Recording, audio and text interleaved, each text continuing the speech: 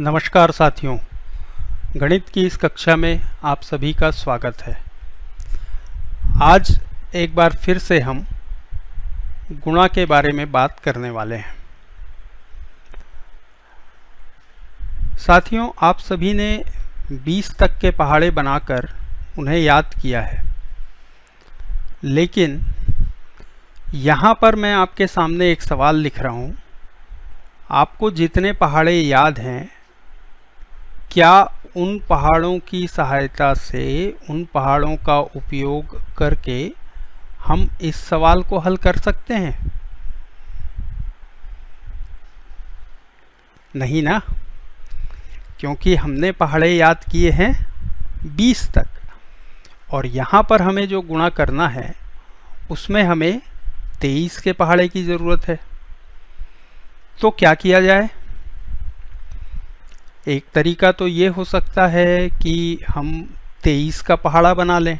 पहाड़ा बनाना तो आपको याद है ना, लेकिन अभी तो हम 23 का पहाड़ा बना लेंगे, लेकिन आगे बढ़कर अगर हमें कोई और बड़ी संख्या मिले जिसका गुणा करना हो तो क्या हमें हर बार पहाड़े ही बनाने पड़ेंगे?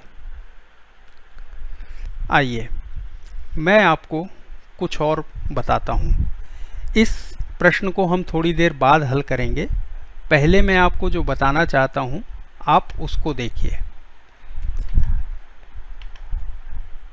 यहाँ पर मैं आपके सामने लिख रहा हूँ, अगर हमें 12 का 1 से गुणा करना हो तो क्या होगा? 12 गुणित 1 कितना आएगा? 12 एकम 12, या अगर हम 1 का पहाड़ा पढ़ें तो 1 दूनी 2, पहले मिला 2 और फिर 1 एकम 1, तो 12 का 1 से गुणा करने पर कितना आया? 12। अब हम इसी 12 का गुणा 10 से करके देखते हैं क्या आएगा। चलिए फिर से पहाड़ा पढ़ते हैं 10 का। 10 एकम 10, 10 का पहाड़ा पहले हम 2 बार पढ़ेंगे। 10 एकम 10, 10 दूनी 20 आया। इकाई का 0 यहाँ लिखा, 2 हासिल में रखा, 10 और उसके बाद 10 का पहाड़ा एक बार पढ़ा, 10 एकम 10 और हासिल का 2 जोड़ा तो मिला 12। गुणा करने पर कितना आया? 120। इन दोनों गुणा में क्या आपको कोई खास बात दिख रही है? ज़रूर दिख रही होगी। चलिए उसका उपयोग करने के बाद आप इसका उत्तर बहुत आसानी से बता सकते हैं। 12 गुणित 100, बताइए। 100 का पहाड़ा पढ़ेंगे, 2 बार पढ़ेंगे। 100 दूनी 200, 200 का मतलब हुआ ऐसा, 200 में इकाई में 0 है, दहाई में 0 है और सैकड़ा में 2 है, तो इकाई वाले इस 0 को हमने यहाँ पर रख दिया है और इसको छोड़कर जो 20 बचा वो हमारी हासिल है। अब हम 100 का पहाड़ा एक बार पढ़ेंगे, 100 एकम 100, और इस 100 एकम 100 में हासिल का 20 मिलाने पर हमें मिलेगा 120। तो यहाँ पर हमें उत्तर मिला 12 गुणित 100 बराबर 1200। 12 गुणित 100 बराबर 1200। चलिए अब इन तीनों गुणनफलों को देखिए। क्या हुआ है? जब 12 का एक बार गुणा हुआ, 1 से गुणा हुआ तो आया 12। जब 12 का 10 से गुणा हुआ तो आया 120, और जब 12 का 100 से गुणा हुआ तो आया 1200। अब यहाँ ध्यान दीजिए कि 10 में एक 0 है और इस 12 में एक 0 बढ़ाने पर हमें 120 मिलता है। ऐसे ही 100 में 2 0 हैं, तो जब हम 12 का 100 से गुणा करते हैं तो 12 में 2 शून्य बढ़ा देने पर हमें उत्तर मिल जाता है 1200। यानी 1 का गुणा करके अगर हम 1 शून्य बढ़ा दें तो 10 से गुणा मिल जाता है। 1 से गुणा करके अगर हम 2 शून्य बढ़ा दें तो हमें 100 से गुणा मिल जाता है। इसी तरह से इस क्रम को समझकर क्या आप इन प्रश्नों का उत्तर बता सकते हैं? चलिए मैं लिखता हूँ, आप बताइए।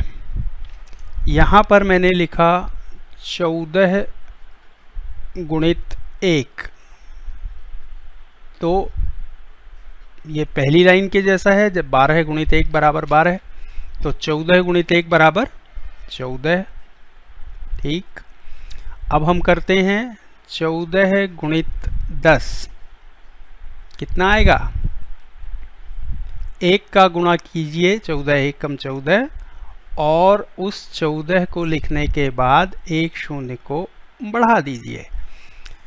10 से गुणा का मतलब है कि हम दहाई से गुणा कर रहे हैं, तो कितनी दहाई? 1 दहाई।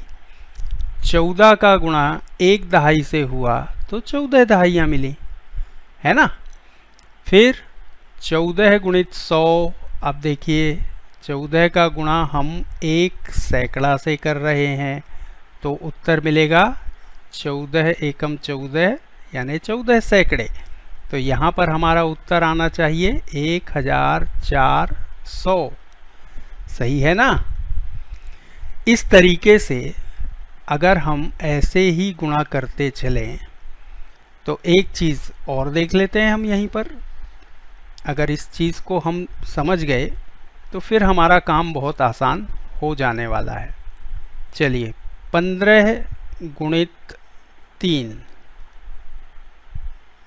कितना आएगा? 3 का पहाड़ा 5 बार पढ़िए, 3 पंचे 15, हासिल का 1 उसे याद रखिए, 3 एकम 3 और हासिल का 1 मिलाने पर 4। तो 15 का 3 से गुणा करने पर कितना आया? 45। अब अगर हमें 15 का गुणा 30 से करना हो तो कितना आएगा? ऊपर का क्रम देखकर आप बता सकते हैं ना। 15 का 3 से गुणा किया तो आया 45, और उसमें हमने 1 शून्य बढ़ा दिया तो उत्तर आया 450। या दूसरे शब्दों में हम कहें कि 15 का गुणा हमने 3 दहाइयों से किया तो हमें मिली 45 दहाइयाँ। 15 का 3 इकाइयों से गुणा करने पर 45, और 15 का 3 दहाइयों से गुणा करने पर 45 दहाइयाँ। तो यानी उत्तर तो वही आ रहा है 45, लेकिन जब हमने इकाई का गुणा किया तो 45 इकाइयाँ आई, और जब दहाई का गुणा किया यहाँ पर तो 45 दहाइयाँ आई। और अगर हम 3 सैकड़ों का गुणा करें तो 15 गुणित 300 क्या होगा? बताइए। 45 सैकड़ा, बिल्कुल सही। तो ये हो गया 45 सैकड़ा, है ना। तो ये बात आपकी समझ में आ गई होगी। इसी तरह की एक सारणी मैंने यहाँ पर बना के रखी है। आइए उस सारणी को देखिए और इसे आपको पूरा करना है। देखिए ये तो एक छोटी सी सारणी है। अभी हमने जो काम किया है उसको ध्यान से देखकर और समझकर आप आसानी से इस सारणी को पूरा कर सकते हैं। देखिए अभी हमने 12 का 1 से गुणा किया था, कितना आया था? 12। तो 12 गुणित 1 का उत्तर यहाँ पर लिख दीजिए 12। 12 का 10 से गुणा कितना होगा? 120। और 12 का 100 से गुणा कितना होगा? 1200। ये गुणा तो हमने करके देख लिया है ना, और उस क्रम को भी हमने समझ लिया है जिस तरह से ये उत्तर आते हैं। तो इसी क्रम का उपयोग करके आप इस सारणी को आगे पूरा करिए। दूसरी सारणी के दूसरे खंड में आपको 13 का गुणा 1 से, फिर 13 का गुणा 10 से और फिर 13 का गुणा 100 से करना है। तो यहाँ पर क्या आएगा, बिल्कुल पहले खंड की तरह, पहली लाइन में जिस तरह से हमने उत्तर लिखा है, इस लाइन में जिस तरह से उत्तर लिखा है बिल्कुल उसी तरह से उत्तर यहाँ पर लिखा जा सकता है। 16 का गुणा ये भी वैसे ही किया जा सकता है। यहाँ पर क्या होगा ये मैंने आपको अभी बताया है। तो इस सारणी को पूरा करने की कोशिश कीजिए। जब इस सारणी को आप पूरा कर लेंगे तो आपके लिए वो सवाल बनाना बहुत आसान हो जाएगा जहाँ से हमने अपनी बात शुरू की थी। तो इस सारणी को आप पूरा कीजिए और तब तक हम एक अगला सवाल बनाते हैं। ये वही सवाल है जहाँ से मैंने अपनी बात शुरू की थी। चलिए इसको देखकर अगर आप समझ गए, ध्यान से देखिए, अगर ये बात आपके समझ में आ गई तो फिर आपको बार बार पहाड़े बनाने की ज़रूरत नहीं पड़ेगी। चलिए ये सवाल था हमारा, और अब मैं आपको जो बताने वाला हूँ, पहले हमने बात की थी कि इसको हल करने के लिए हम 23 का पहाड़ा बनाएंगे, लेकिन बिना पहाड़ा बनाए हम इस सवाल को हल कर सकते हैं। 23 का पहाड़ा बनाने की ज़रूरत हमें नहीं है। देखिए कैसे, जो जिस संख्या से हमें गुणा करना है वो है 23। 23 का मतलब है 2 दहाइयाँ यानी 20 और 3 इकाइयाँ। ठीक है, तो पहले हम 3 इकाई अर्थात इस 3 का गुणा 45 से करते हैं। देखिए गुणा हमें करना है 23 का, लेकिन हम केवल अभी 3 का पहाड़ा पढ़ के 45 का गुणा 3 से कर रहे हैं केवल। तो 3 का पहाड़ा पढ़िए, 3 एकम 3, 3 दूनी 6, 3 तिया 9, 3 चौके 12 और 3 पंचे 15। तो 15 का मिला 5। हासिल के 1 को याद रखिए, अलग रखिए। और अब 3 का पहाड़ा पढ़िए 4 बार, 3 चौके 12 और हासिल का ये वाला 1 मिलाने पर हमें मिला 13। इसे हमने यहाँ पर लिख दिया। तो अभी क्या हुआ है, हमने 45 का गुणा 3 इकाइयों से कर दिया है। 3 इकाइयों का गुणा तो हो गया। अब बचा क्या, अब बचा यह 20, और 20 का मतलब है 2 दहाइयाँ। तो 2 दहाई से अगर हम गुणा करें तो हमें दहाइयाँ ही मिलेंगी। ठीक है ना, तो 2 दहाइयों का गुणा अगर हम करें तो हमें दहाइयाँ ही मिलेंगी, और दहाई के अंतिम में क्या होता है, 0। तो यहाँ पर हमने लिख दिया 0। अब हम 2 का पहाड़ा पढ़कर 45 से गुणा करेंगे। तो 2 का पहाड़ा 5 बार पढ़िए, 2 पंचे 10, 10 का 0, हासिल का 1। हासिल को मैं अलग लिख रहा हूँ क्योंकि हर बार हासिल मिलेगी और उसको हम यहाँ लिखेंगे अगर तो गड़बड़ होगा। तो 2 पंचे 10, 10 का 0 हमने ये लिखा और 1 हासिल का ये लिखा। अब 2 का पहाड़ा फिर से पढ़ेंगे 4 बार। तो 2 एकम 2, 2 दूनी 4, 2 तिया 6, 2 चौके 8। 8 में हमने इस 1 को मिलाया और हमें मिला 9। तो इस तरह हमें दहाइयों का गुणा करने पर 900 मिला। अब इन दोनों को जोड़ दीजिए। तो यहाँ पर 5 में 0 जोड़ने पर मिला 5, 3 में 0 जोड़ने पर मिला 3, और 9 में 1 जोड़ने पर या 1 में 9 जोड़ने पर हमें मिला 10। तो इस तरह हमें उत्तर मिला कि 45 गुणित 23 बराबर 1035। बात समझ में आई? चलिए इसी तरह का एक और सवाल हम ले लेते हैं। एक सवाल और मैं आपके लिए हल कर देता हूं, फिर उसके बाद आपको इस तरह के सवालों का अभ्यास करना है। तो ये जो नया सवाल अब हमारे सामने आ रहा है, इसमें हम क्या करें, इसमें हम एक सवाल लेते हैं 135 का गुणा हमें करना है, बड़ी संख्या सोचिए। चलिए बड़ी संख्या ले लेता हूं मैं 79। 135 का गुणा हमें करना है 79 से।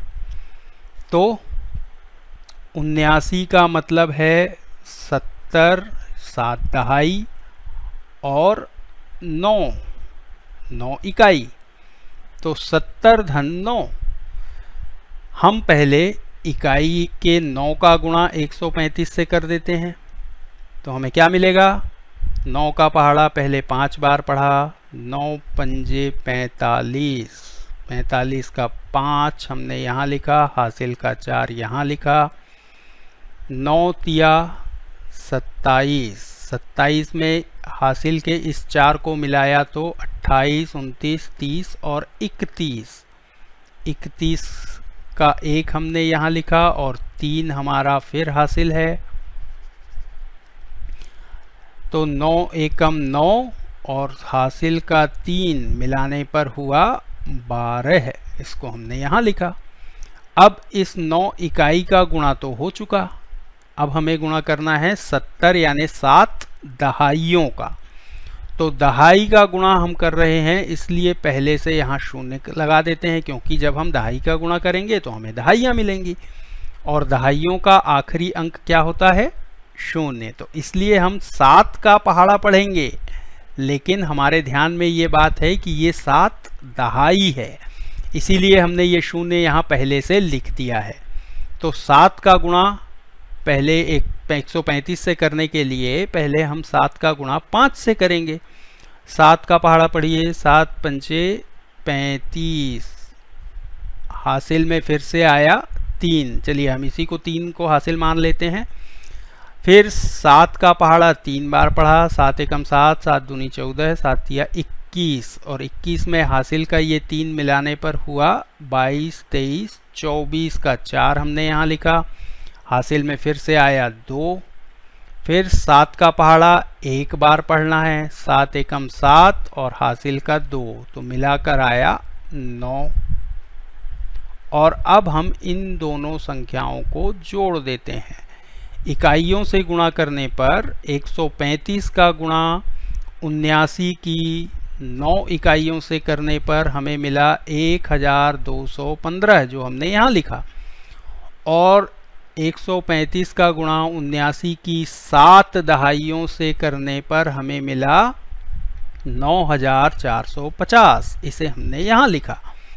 तो यहाँ लिखा, तो इन दोनों को जोड़ने पर 5 में 0 जोड़ा तो मिला 5, 1 में 5 जोड़ा तो मिला 6, 2 में 4 जोड़ा तो मिला 6 और 1 में 9 जोड़ा तो मिला 10।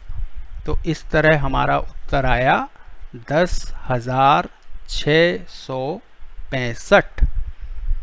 आई बात समझ में?